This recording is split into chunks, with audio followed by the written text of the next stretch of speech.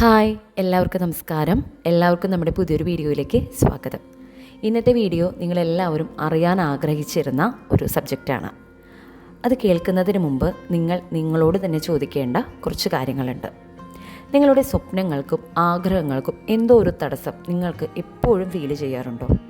നിങ്ങളുടെ മനസ്സിൽ ഒരു ഭാരം പോലെ, അതുപോലെ തന്നെ നിങ്ങളെ എന്തോ ഒന്ന് പിന്നിലോട്ട് വലിക്കുന്നത് പോലെ ഒരു തോന്നൽ, ഇതുപോലെയൊക്കെ നിങ്ങൾക്ക് ഫീൽ ചെയ്യാറുണ്ടോ?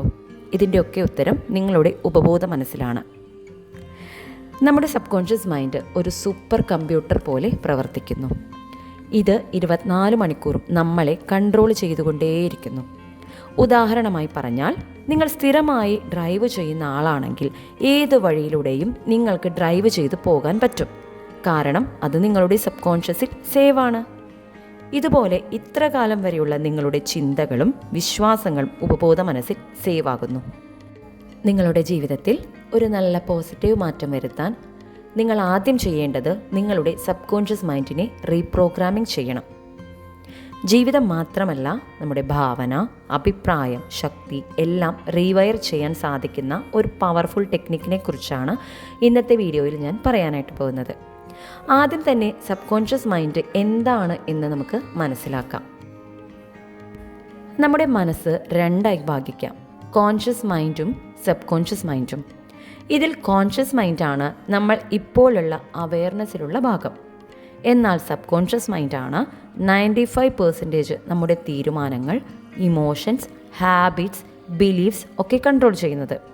നമ്മൾ ചെറിയ വയസ്സിൽ കേട്ട നിന്നെക്കൊണ്ട് ഒന്നിനും കൊള്ളില്ല, നിനക്ക് കഴിയില്ല, പണമുണ്ടാക്കാൻ ബുദ്ധിമുട്ടാണ് എന്നിവ പോലെയുള്ള ബിലീഫ്സ് എല്ലാം സബ് കോൺഷ്യസിൽ സ്റ്റോർ ആയിരിക്കുന്നു. ഇതൊരു ഓട്ടോ പൈലറ്റ് സിസ്റ്റം പോലെ വർക്ക് ചെയ്തുകൊണ്ടേയിരിക്കുന്നു. ഇത് ഓൾറെഡി എഴുതപ്പെട്ട നിങ്ങളുടെ ജീവിതത്തിൻ്റെ സ്ക്രിപ്റ്റായി മാറുന്നു. അതുപോലെയുള്ള കാര്യങ്ങൾ തന്നെ ആവർത്തിച്ച് നിങ്ങളുടെ ജീവിതത്തിൽ സംഭവിച്ചുകൊണ്ടേയിരിക്കുന്നു, നിങ്ങൾക്ക് തന്നെ മനസ്സിലാകാത്ത രീതിയിൽ. അടുത്തതായി നമുക്ക് നോക്കാം, സബ് കോൺഷ്യസ് മൈൻഡ് റീപ്രോഗ്രാമിംഗ് എന്തിനു ചെയ്യണം? സബ് കോൺഷ്യസ് മൈൻഡ് റീപ്രോഗ്രാമിംഗ് ചെയ്താൽ നിങ്ങളുടെ ലിമിറ്റിംഗ് ബിലീഫ്സ് റിമൂവ് ചെയ്യാം. ഇത്രയും കാലം നിങ്ങളുടെ സബ് കോൺഷ്യസിൽ സ്റ്റോർ ചെയ്തിരിക്കുന്ന നെഗറ്റീവ് ബിലീഫ് സിസ്റ്റം എല്ലാം നമുക്ക് മാറ്റി പുതിയത് നമുക്ക് സ്റ്റോർ ചെയ്യാനായിട്ട് സാധിക്കും.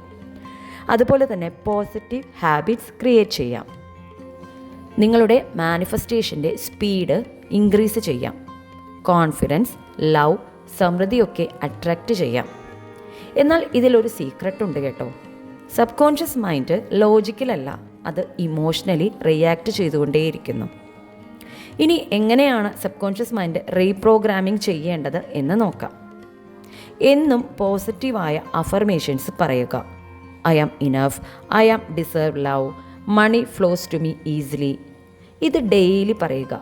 ഇവിടെ ശ്രദ്ധിക്കേണ്ടത്, അഫർമേഷൻസ് പറയുമ്പോൾ മാക്സിമം ഫീലിങ്സിൽ പറയുക. ഇത് രാവിലെയും രാത്രിയും റിപ്പീറ്റ് ചെയ്യുക. ഇത് റിലാക്സ്ഡ് ബ്രെയിൻ സ്റ്റേറ്റിലാണ് നമ്മൾ മാക്സിമം എഫക്റ്റ് ചെയ്യേണ്ടത്. പ്രത്യേകം ഞാൻ എടുത്തു പറയുന്നു, ഫീൽ ഇറ്റ് ആസ് ട്രൂത്ത്, അത് മറക്കരുത്. അടുത്തതായി വിഷ്വലൈസേഷൻ ചെയ്യുക. കുറച്ചു നേരം നിങ്ങളുടെ കണ്ണുകൾ അടച്ച് നിങ്ങളുടെ സ്വപ്നങ്ങൾ യാഥാർത്ഥ്യമായതുപോലെ കാണുക.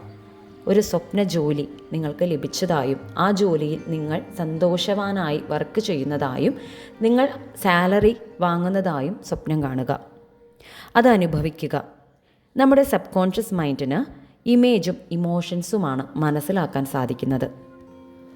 ഇത് ഡെയിലി 5 മിനിറ്റ് മുതൽ 10 മിനിറ്റ് വരെ ചെയ്യാം. അതുപോലെ തന്നെ എന്നും ഡയറി എഴുതുക. ഡയറി എഴുതുമ്പോൾ നെഗറ്റീവായിട്ടുള്ള കാര്യങ്ങൾ എഴുതരുത്.